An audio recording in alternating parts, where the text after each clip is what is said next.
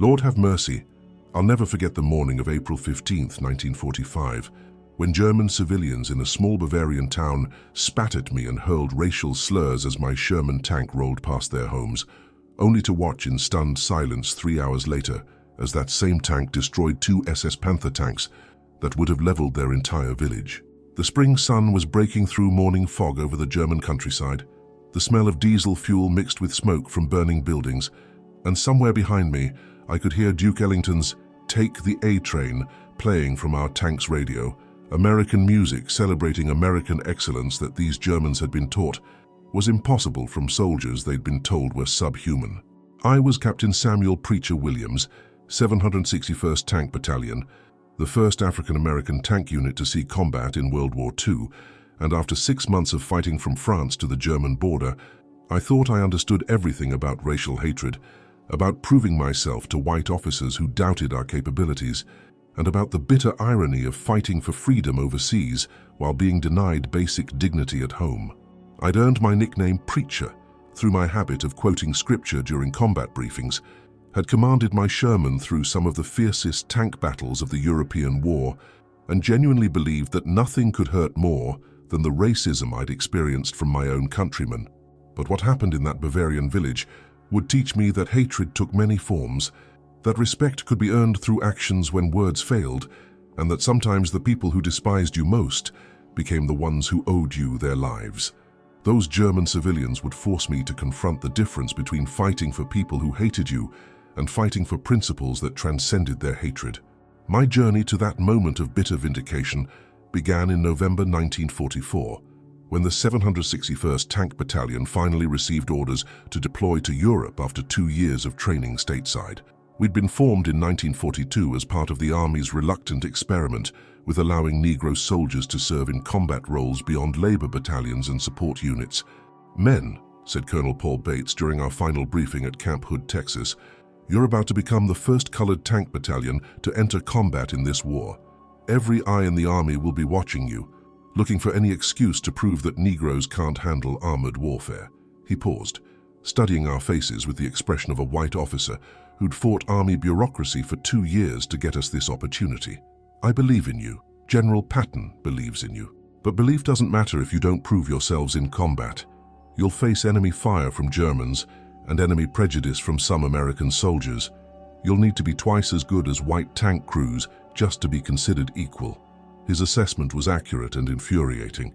We were about to risk our lives fighting for a nation that segregated us, denied us basic rights, and questioned whether we were even human enough to serve in combat. But we were also determined to prove that Negro soldiers could fight as well as any white troops. Maybe better. The reality of American military racism became apparent during our Atlantic crossing and initial deployment to France. White soldiers refused to eat in the same mess halls. White officers questioned our orders to move through their sectors, and white civilians in French towns sometimes treated us with open hostility until French civilians corrected them about who was actually liberating their country. "Captain Williams," said Lieutenant James Washington, my executive officer, "these white boys would rather lose this war than see colored soldiers prove themselves equal. How are we supposed to fight Germans when we're fighting prejudice from our own army?" His question reflected the bitter reality facing Negro soldiers throughout the war. We weren't just fighting Nazis. We were fighting American racism that considered us inferior despite our willingness to die for our country. But the 761st Tank Battalion had something to prove, and we proved it through 6 months of continuous combat that saw us engage in more days of sustained fighting than almost any other tank battalion in the European theater. From November 1944 through May 1945, we fought through France, Belgium, Germany, and Austria, 183 consecutive days of combat operations that earned us a Presidential Unit citation and respect from soldiers who'd initially doubted our capabilities. "These colored boys can fight," admitted Colonel James Thompson, a white infantry commander we'd supported during the Battle of the Bulge. "They're as brave and competent as any tankers I've worked with in this war." His grudging respect was typical of white officers who'd observed the 761st in combat. We were forcing them to reconsider their racist assumptions through demonstrated excellence under fire. But earning respect from American soldiers was different from facing German civilians. who'd been taught by Nazi propaganda that Negro soldiers were subhuman savages. The incident that would crystallize everything I'd experienced about racism and respect occurred on April 15, 1945, as we were advancing through southern Bavaria toward the Austrian border. My tank company had been ordered to secure a small town called Untergriesbach that intelligence suggested might be lightly defended by retreating Wehrmacht forces. Captain Williams radioed Major Robert Carter from battalion headquarters. "Proceed to Untergriesbach and secure the town. Local civilians should offer minimal resistance. They're probably ready to surrender rather than see their homes destroyed." His assessment seemed reasonable based on our recent experiences. Most German civilians in this region were exhausted by 5 years of war and ready for it to end, regardless of who won.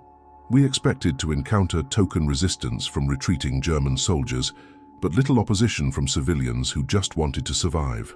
But as my 4 Sherman tanks entered Untergriesbach at 0800 hours on that April morning, we encountered something I'd never experienced, even in the Jim Crow South: open, virulent racial hatred from German civilians who'd been taught by Nazi propaganda to view Negro soldiers as racial inferiors, even by German standards.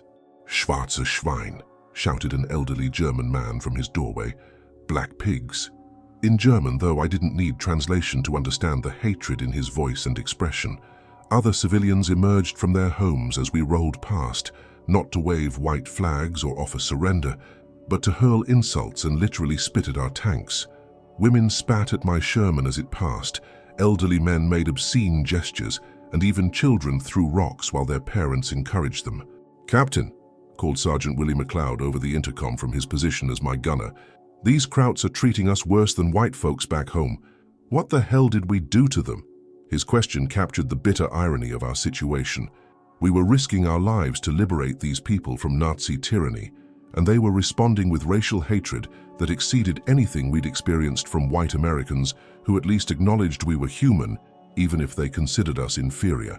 "Hold your fire and maintain discipline," I ordered over the battalion radio net. "We're not here to punish civilians for being ignorant. We're here to defeat German military forces and end this war." But the German civilians' behavior revealed something profound about Nazi racial ideology and its impact on ordinary people. These weren't SS fanatics or committed Nazis. They were regular people who'd been taught that racial hierarchy was scientific fact, that Negro soldiers represented the lowest form of human existence, and that American use of colored troops proved American degeneracy. "Why do they hate us so much?" asked Corporal David Taylor, my driver, as we navigated through streets lined with hostile German faces. "We ain't never done nothing to these people. They hate us because they've been taught to hate us," I replied, drawing on my preacher background to make sense of irrational hatred. Nazi propaganda told them that colored people are subhuman, that we're dangerous animals that white Americans can barely control. They're scared and hateful because their leaders lied to them about what we are. But my philosophical explanation of Nazi racism was about to be supplemented by a practical demonstration of what Negro soldiers could do when combat required excellence rather than propaganda. As we secured the town center and prepared to establish defensive positions, our radio crackled with urgent warning from battalion reconnaissance. "All units, enemy armor approaching from the southeast. 2 Panther tanks and infantry support heading toward Untergriesbach. ETA 15 minutes. The situation was suddenly critical. Panther tanks were among the finest armored vehicles Germany produced, superior to Sherman tanks in armor protection, gun power, and frontal survivability. 2 Panthers supported by infantry could destroy our entire company if we weren't positioned properly. "All tanks, this is Williams," I radioed. "Take defensive positions covering the southeast approach. Load armor piercing. Prepare for engagement with superior enemy armor. This is what we've trained for." The irony wasn't lost on me. We were preparing to defend a town full of civilians who despised us, who would probably celebrate if the SS destroyed us, who viewed us as subhuman despite our willingness to die protecting them. "Captain," observed Lieutenant Washington, "these civilians would probably rather see us dead than have us save their town. Why are we risking our lives for people who hate us?" His question went to the heart of what it meant to serve as a Negro soldier in a segregated army fighting for a racist nation. We weren't fighting for the German civilians who spat at us, or even for the white Americans who segregated us. We were fighting for principles about human dignity and freedom that transcended the hatred of people who couldn't see our humanity. We're fighting because it's right, not because people appreciate it, I replied, quoting scripture as I often did. Do not be overcome by evil, but overcome evil with good. These Germans will learn what colored soldiers are made of when we save their ungrateful lives. The approaching Panthers appeared at 8:47 hours, advancing toward Untergriesbach with infantry support clearly visible behind the armor. They were moving tactically, using terrain for cover, suggesting experienced crews who understood armored warfare. Gunner, target the lead Panther, I ordered MacLeod. Wait for optimal firing position. We need to penetrate his frontal armor or disable his tracks.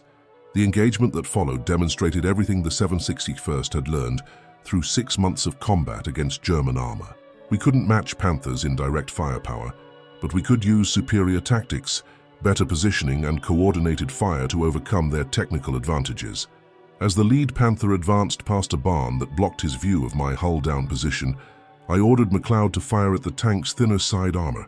His shot struck perfectly, penetrating the Panther's hull and creating an internal fire that forced the crew to bail out. The second Panther immediately pivoted to engage us, but Lieutenant Washington's tank hit him from a different angle, destroying his tracks and immobilizing the vehicle. German infantry tried to support their disabled armor, but our machine guns and high-explosive rounds forced them to withdraw. The entire engagement lasted less than 8 minutes, but it fundamentally transformed German civilian attitudes toward the Negro soldiers they'd been spitting at just hours earlier. From their homes and cellars, they'd watched colored tankers destroy superior German armor and defeat SS troops who'd been coming to use their town as a defensive position, regardless of civilian casualties.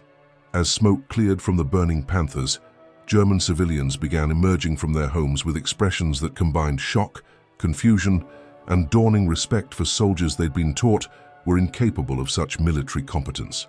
Die schwarzen Soldaten haben uns gerettet, I heard one elderly woman say to her neighbors. The black soldiers saved us.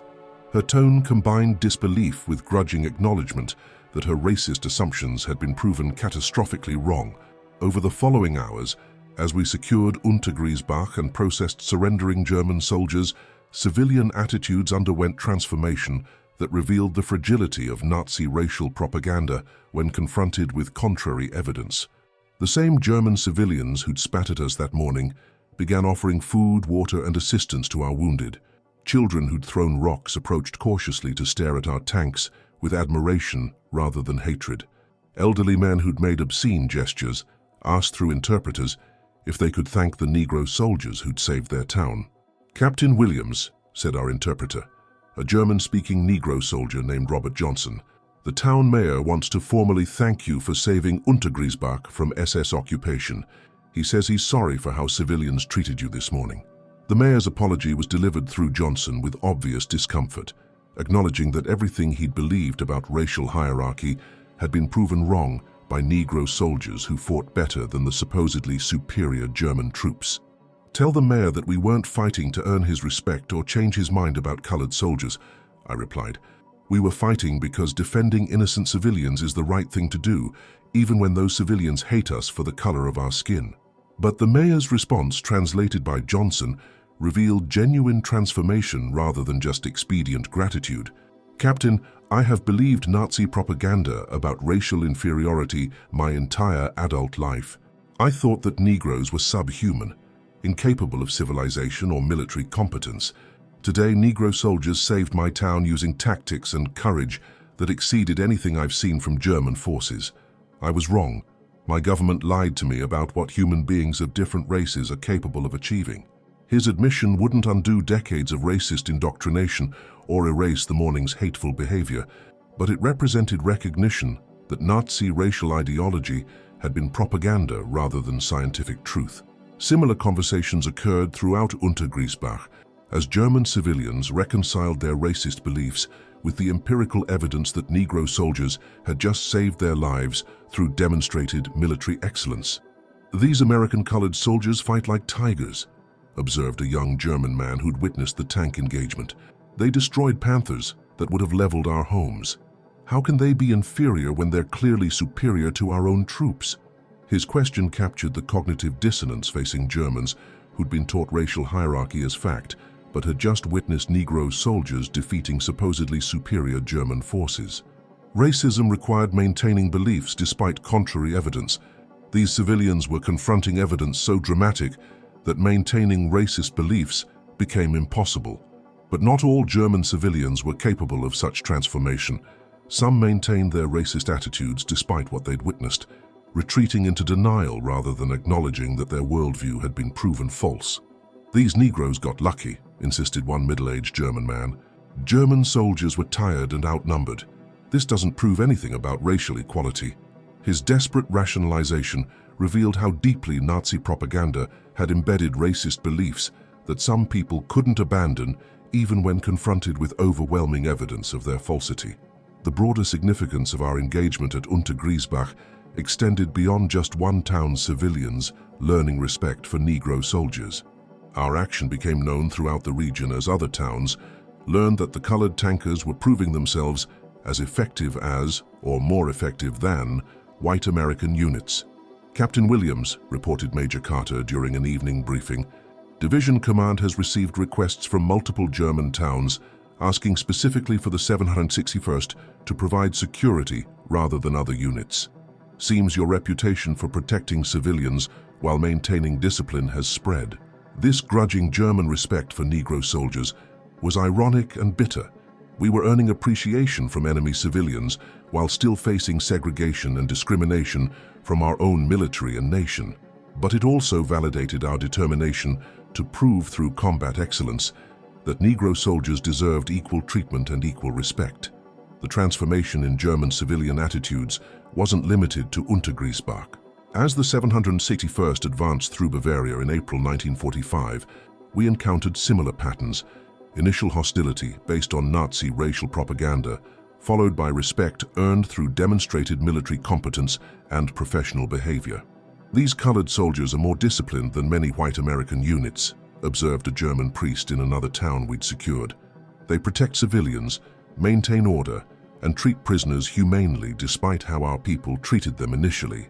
His observation reflected genuine surprise that Negro soldiers didn't abuse German civilians, despite having every justification for revenge against people who'd spat at them and hurled racial insults. Our professionalism under such provocation demonstrated character that racist propaganda claimed we couldn't possess. But perhaps the most profound moment of transformation came when I encountered the elderly German woman who'd been among the first to spit at my tank that morning in Untergriesbach. She approached me 3 days after the battle, accompanied by our interpreter, wanting to speak with the Negro captain who'd saved her town. "Captain," Johnson translated as the woman spoke in German, "she says she's ashamed of how she treated you when you arrived. She was taught that Negroes were dangerous animals, but you proved through your actions that you're a better human being than she is." The woman continued speaking, and Johnson translated her emotional confession. She says her son was killed fighting on the Eastern Front, and she blamed Americans for the war that took him. When she saw Negro soldiers, everything she'd been taught about racial inferiority gave her a target for her anger. "But after you saved the town, she realized that you're someone's son too, that you risked your life protecting strangers who treated you with hatred, and that she was wrong about everything the Nazis taught her." Her apology was genuine and painful, acknowledging that she'd participated in a system of hatred that had destroyed her nation while persecuting people who were demonstrably more courageous and honorable than her government's propaganda claimed.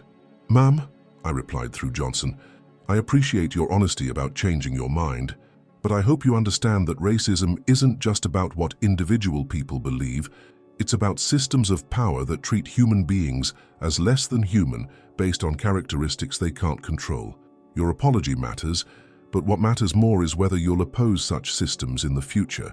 My response reflected experience as a Negro soldier, fighting for a nation that practiced its own forms of racism, even while defeating Nazi racial ideology. German civilians learning to respect Negro soldiers was meaningful, but it didn't address the broader systems of racial oppression that affected millions of people. The final vindication of the 761st Combat Performance came on May 8, 1945, VE Day, when General Patton personally visited our battalion to recognize our contributions to Third Army operations.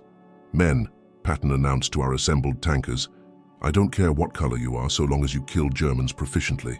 The 761st has done exactly that for 6 months straight.